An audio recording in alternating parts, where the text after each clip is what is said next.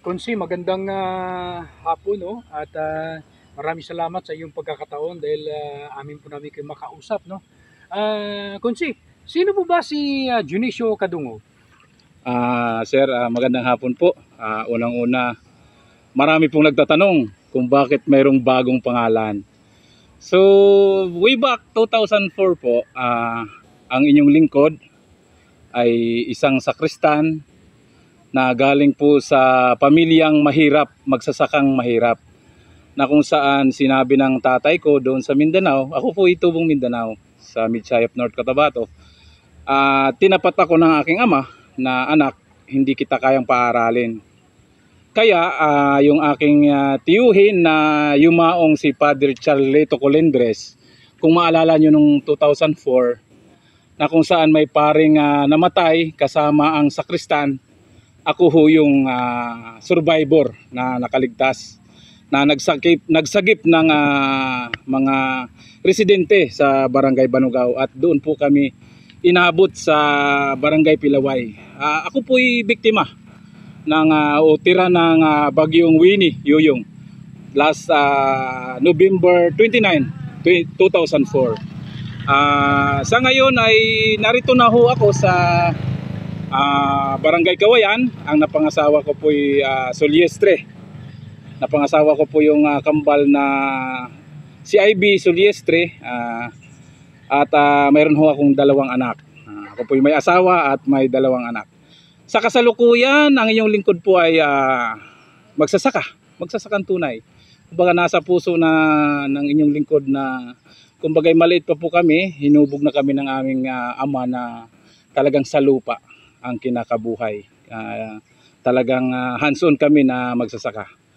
And then sa ngayon po ay ako po ay pangulo ng samahan ng magbubukid at mangingisda ng Barangay Kawayan.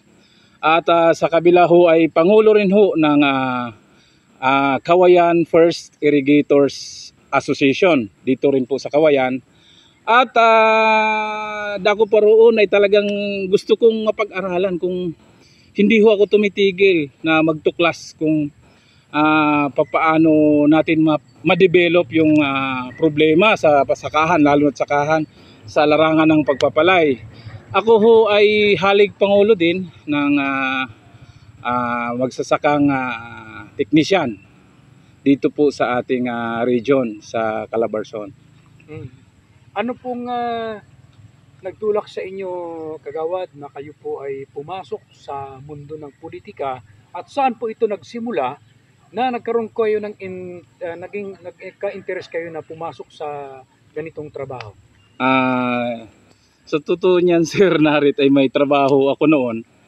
Ako po ay dating driver ng ambulansya nung si Gob Helentan ay congresswoman pa lamang.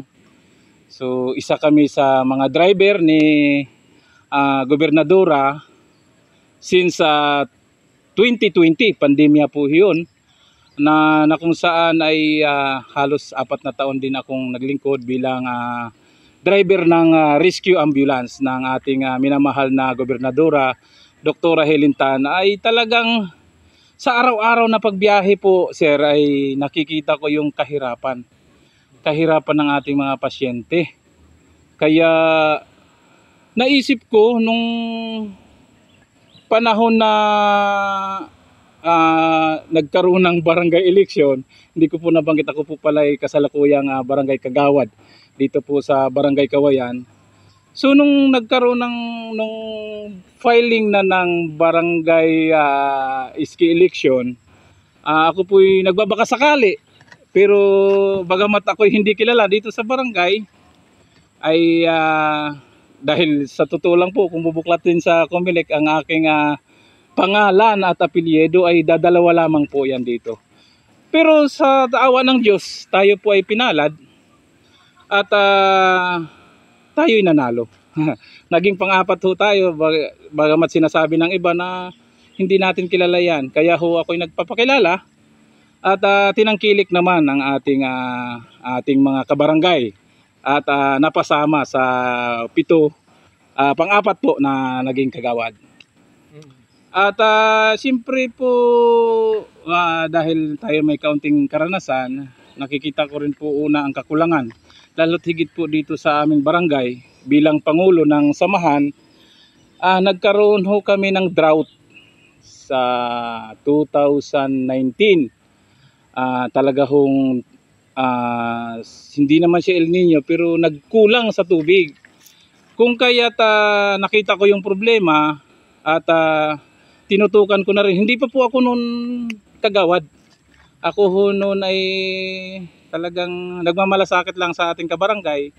Nakikita ko yung problema na kailangang i-address. Yun, sabi ko, hindi naman hadlang o hindi naman porket tayo ay wala sa barangay o porket tayo hindi tayo, pwede tayong tumulong maski hindi tayo politikong tao. Kaya nakita ko yun na bakit, kaya susubukan kong ilapit or sumubok ako sa politika para mas marating o maabot natin yung totoong ahensya para mai-address yung mga problema na narito sa barangay. So ngayon kagawad, kayo ay nag-file at siyempre kandidato kayo ngayon sa pagkakonsihal ng bayan. Independent po kayo. Yes po, yes po. Kaya ngayon ay ano po ang nasa isip ninyo? Bakit po kayo sumubok sa pangkonsihal ng bayan? Siyempre ito'y nandami mong magiging kalaban kasi 21 kami. ang dami mga kilalang tumakbong konsihal na mga Yes kilala. po. Siyempre hindi basta-basta yung mga babanggain mo, no? Yung mga tatalunin mo. Pero ano po ang mga plataforma di gobyerno po niyo kung sakaling kayo po ay palarin? Siyempre ang mga tao naman magde-decide. Yes po. Kung sakaling ko po ay palarin, ano po ang mga ilalatag po ninyong plataforma di gobyerno na maaring may ambag mo at may tulong sa bayan ng Real? Salamat po sa napakagandang tanong at napakahirap na tanong. So sa totoo lang po Sir GR, sa ngayon, sa panahon ngayon, makikita natin ang mga matatamis na mga pangako. Siyempre, sinasabi nila, uunahin yung nasa laylayan. Iangat natin ang kabuhayan ng magsasaka. Tutulungan natin ang mga magsasaka. Madalas po, maririnig natin yan sa caucus. Sa mga, ako ho'y hindi nakaka-attend ng caucus at ako'y independent. Pero sabi ko, sino ang totoong nakakaramdam ng nasa laylayan? At sino ang dapat tutulong sa magsasaka, kundi yung nakakaranas? Tulad ko, ako ho'y talagang totoong nasa laylayan. Makikita ho nyo ako, dito sa Kawayan ay yapak. Ako ho'y talagang totoong magsasaka. Kung ako'y papalarin, sir, ay talagang ang may papangako ko ay talagang yung totoong paglilingkod na kung saan kung mabigyan ako ng mandato, mabigyan ako ng isang upuan sa konseho, sa bayan, ay talagang isisigaw ko kung gaano kami kahirap na mga magsasaka at hindi lang mangangako, kundi sasabihin ko dahil nararanasan ko kung ano ang aking nararamdaman bilang nasa laylayan. Kaya hindi man ako mangangako, talagang kakapalan ko ang mukha ko maski ako na may kaunti pala ang karanasan bilang isang itong legislative. Pero pipilitin natin na pag naroon tayo at napagbigyan at napagkaisahan ho tayo, pipilitin ho natin na tayo ang umalingaw-ngaw sa sangguniang bayan. Ako ang magiging boses ninyo bilang magsasaka. Ako ang maging boses ninyo bilang mahirap dahil ramdam ko kung gaano kahirap. Lalo na nga ngayon, halos ang laki ng ginastos sa pagbubukid ngayon. Halos kakaunti ang maiuwi. Ako rin po ay magta-tricycle. Kaya dinadamihan ko na po ng racket, dinadamihan ko na ng trabaho para lang mairaos ko yung pang-araw-araw namin. Siyempre, ako ay dating driver ng ambulansya at rescue. Nakikita ko ho noon tuwing ako ho ay nakakapag-drives ng alanganin ng oras diyan sa ating hospital. Pag mabibigyan po ako ng mandato sa ngayong darating na May 12 at tayo papalarin, dahil ramdam ko habang ako'y nandoon, natatagalan pa kaming makaalis sa hospital dahil kinakailangan pa ng mag-assist na nurse. Ngayon, yung pamilya ng may sakit ay walang pambayad sa nurse dahil kailangan may bayad yung mag-a-assist sa kanila pa-transfer. Ay nakikita ko ho, hirap na nga yung ating kababayan, hirap na yung ating pasyente dahil sa dami ng kagastusan. Na-admit sila ng mahabang araw, tapos mayroon pang ganun. Pag ako po naman ay papalarin, talaga pong isusulong ko at gagawan ho natin ng ordinansa o resolution na sana may libre na mag-a-assist.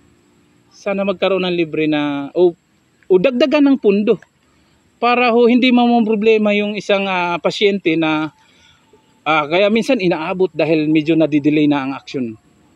So dagdagan sana ng paglaanan ng pundo para doon sa regular na mag-a-assist for transfer ng patient. Yun ho ang pangalawa na nakikita kong isang problema dito sa ating bayan. Pangatlo, tayo po ay nakikita ho natin, sa totoo lang ho, ang ating bayan ho ay tinatawag na first class municipality. Maski man ako'y mahirap, ay pipilitin ko ho na magsiservisyo, hindi lang yung pang third class na pagsiservisyo. Dapat isusukli natin sa ating taong bayan yung first class na pagsiservisyo. At mayroon pa rin po tayong mga nakikita, lalo tigit dito sa Kawayan. Mayroon pa tayong nakikitang mga potensyal na magkakaroon pa ng source of income. Mayroon po kaming napuntahan dyan sa bundok dahil ako po ay taga Kawayan. Nakikita ko ho, kailangan lang siguro ng assessment ng ating ng ating tourism, municipal tourism, para mabuksan dahil nakikita ko napakaganda talaga. Sa ngayon ho, siguro kung papalarin ang inyong lingkod, yan din ang aking igagawa ng resolution na sana yung mga hidden tourist spot ay mabuksan para dagdag din ng income ng ating bayan. At higit sa lahat po, dahil isa akong biktima o survivor ng bagyo noong 2004, kung bubuklatin ninyo na lang sa kaysasaya ng Impanta, mayroon po tayo doong isang page na nakasalaysay ang buhay natin. Talagang isusulong ko po pangangalagaan yung reforestation dahil ayaw ko pong maulit yung nangyari sa atin. Tutol po ako sa mga development na nangyari po ngayon. Although hindi man tayo affected niyan, pero yung kalapit nating bayan ay maaapektuhan. Sana ay paigtingin pa natin or higpitan natin yung mga illegal na pagpuputol ng puno.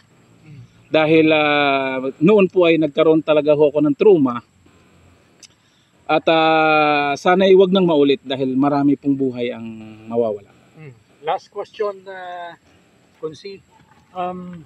Ano pong mga katangian na gustuhin si Kagawad? Siyempre, iboboto nila ngayong darating na eleksyon. At ano po ang inyo pong panawagan para mahikayat nyo ang inyo pong mga kababayan dito sa Rial? Mga kababayan ko dito sa bayan ng Rial, ang inyong kaagri ay ang inyong katuda ay humihingi ng kaunting tulong dahil tayo po ay independyente. Alam naman ng Panginoon kung tayo talaga ay para doon ay talagang magpapasalamat po tayo ng sobra-sobra. Katangian, si John ay casual, very casual. Hindi po ako VIP tao. Maski saan po, pwede nyo akong kuhitin. Pwede nyo akong bulungan kung ano man ang inyong abot ng aking makakayang maitutulong, lalo't higit sa assistance ng ating mga magsasaka. Bibigyan ko po kayo ng tip or idea para tayo makahingi ng tulong dahil minsan sa dami ng nahingi ng tulong, hindi kayang i-shoulder ng ating lokal na pamahalaan. Pwede nating ilapit yan sa mga concerned agencies from province, region or national. Dahil naranasan na po yan ang inyong lingkod. Hindi ko lang po maipagmamaigi ay sa ngayon ho ay mayroon na ho tayo ditong dahil po yung kinikwento ko ho kanina na nagkaroon ng drought, unti-unti pong na-address yun, Sir GR. Mayroon na ho tayo ngayong pilot na project dito sa Barangay Kawayan sa Purok Matinik. Yan po ay solar powered irrigation. Kaya sa mga kapwa ko realinyo, kung gusto nyo magtanong ay lapitan lang ho nyo ako. Ako po'y madali nyong puntahan. At ako po'y bukas ang puso't palad para tumulong anuman ang aking matutulong. Wag lang pinansyal dahil mahirap din po ang inyong konsidyon. Konsi, maraming salamat po sa iyong pong pagkakataon na napaunlakan niyo po kami. Maraming salamat po sa tagasunod ng Ronda Balita Probinsya. Naway pagpalain ho tayo ng Panginoon na tayo pala rin sa darating na Mayo 12. At good luck din po sa kapwa ko mga nagbabakasakali na mabigyan ng mandato. Maraming salamat, sir.